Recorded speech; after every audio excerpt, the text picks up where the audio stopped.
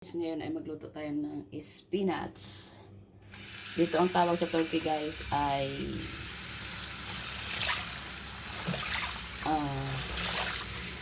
ano tawag ito? Spanak. Ugasan muna natin guys para makuha ang mga ang mga baras-baras dyan.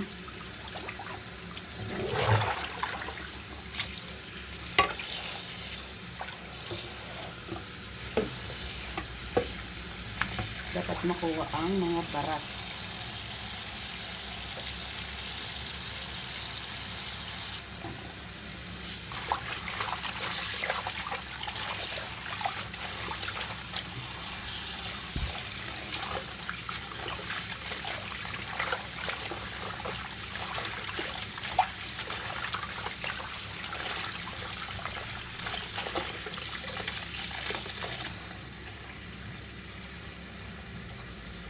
Yan, tapos guys, ganyanin natin guys. Yan.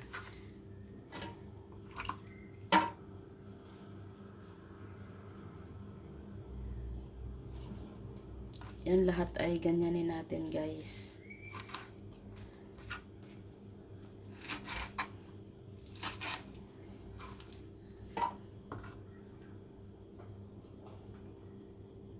Kasi paborito ito guys ng aking anak. Ang spinach. Ano ko lang siya guys, igisa. Simpleng sangkap lang guys. Siguradong masarap.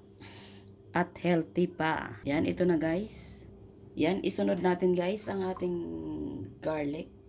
Yan. Iano lang natin guys. Ganyanin.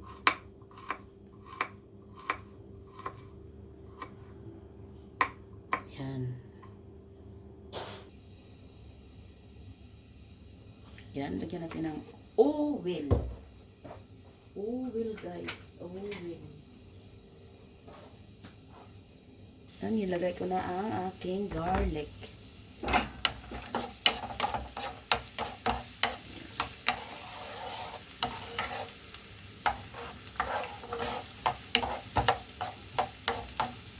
Ito ay paborito ni Madam Aiten.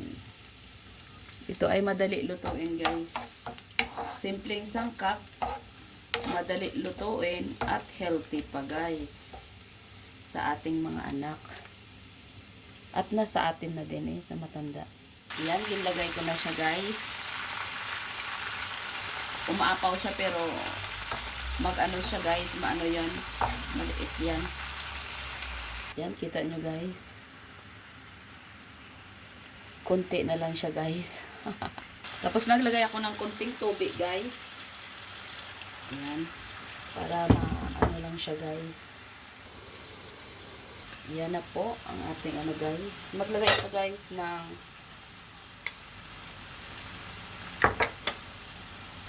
guys ng oyster sauce.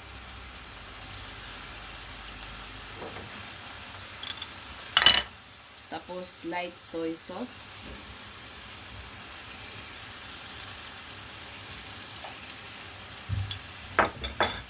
At saka sugar.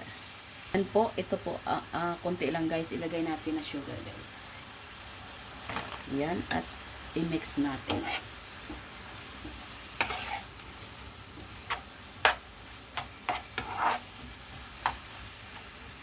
Sarap, bango. Tapos maglagay ako ng konting asin.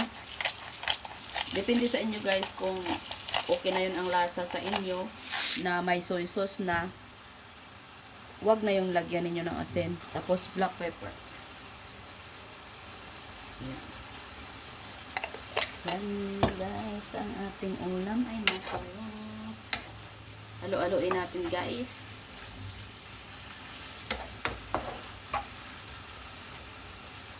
Yan po ay luto na yan guys, ang ating ulam. Yan. Ito na po ang ating ano guys, ang ating spinach, ang ating tawag dito sa amin sa Turkey ay spanak. Yan po ay luto na po yan guys. Yan, ilagay na natin dito guys. Isahin na natin kasi magkain na tayo guys. Yan lang kadali guys.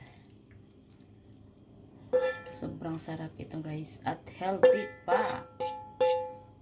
Tikman natin guys ang ating ang ating spinach.